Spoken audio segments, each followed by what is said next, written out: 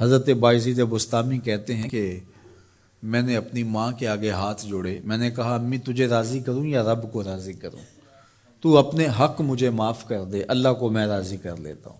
ماں نے کہا جاؤ پتر میں اجازت دیتی ہوں۔ گئے جنگلوں میں ذکر و فکر میں لگے رہے، تنہائی میں اس کو یاد کرتے رہے، دن رات ذکر کے چراغ روشن رکھے۔ 12 سال گزر گئے حق کی تلاش میں۔ ایک دن واپس بستام کے قریب سے گزر رہے تھے، خیال آیا چلتے چلتے ماں کو سلام کر جاؤں۔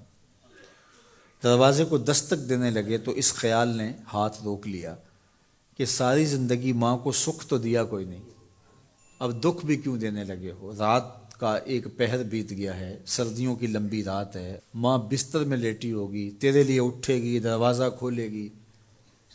دروازے کے ساتھ ہی لگ کے بیٹھ گئے اور ساری رات کاٹ دی، اس خیال سے کہ ماں کو تکلیف نہ ہو۔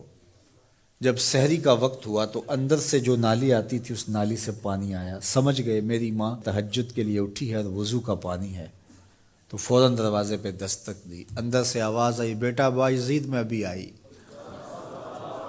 مائیں بیٹوں کے دستک کے انداز سے جان لیتی ہیں یہ کس بیٹے کے ہاتھوں کا لمس ہے۔ 12 سال کے بعد آئے، دستک دی، کہا بیٹا بایزید میں ابھی آئی۔ ماں کی تو نگاہیں ہی دروازے پہ رہتی ہیں۔ اللہ اکبر۔ کہتے ہیں کہ ماں نے دروازہ کھولا، 12 سال جنگلوں کی خاک چھانتے بیت گئی تھی، پراگندہ صورت، بکھرے ہوئے بال، پھٹے ہوئے کپڑے۔ میری ماں کی جب نگاہ میرے پہ پڑی تو اس کی چشمان سے موٹے موٹے آنسو ٹپکنے لگے، اور اس نے ایسے ہاتھ پھیلا کے کہا مالک میرا بیٹا بایزید تیری طلب میں نکلا تھا، تو نے ابھی تک اسے اپنا قرب نہیں دیا۔ حضرت بایزید بستامی کہتے ہیں 12 سال کی ریاستوں سے جو کچھ نہیں ملا تھا ماں کے اٹھے ہوئے ہاتھوں سے مل گیا۔ میں نے کہا مالک میں تجھے کہاں ڈھونڈ رہا ہوں، تو کہاں موجود ہے؟ تو ماں باپ کی رضا اللہ کی رضا کا دروازہ کھولتی ہے۔ جن لوگوں کے ماں باپ ناراض ہیں اور وہ جا کے پیر صاحب کی خدمت کرتے ہیں، اور میاں ماں کے قدم چومو، باپ کی ٹانگیں دباؤ، ان کی خدمت کرو، تمہارے پہلے مرشد وہ ہیں، ان کو راضی کرو، پھر کسی شیخ کامل کی صحبت میں آنا، دیکھو کیسے دل کی بند کھڑکیاں کھلتی ہیں۔ ایک مرشد تو ناراض کر رہا ہے اور دوسرے مرشد سے تمہیں کیا ملے گا؟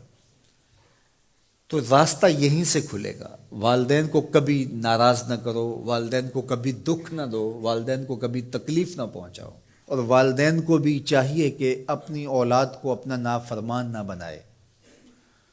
ایک بزرگ فرماتے ہیں کہ مجھے برابر 30 سال ہو گئے ہیں کہ میں اپنی اولاد کو کوئی حکم ہی نہیں دیا، کوئی حکم نہیں دیا۔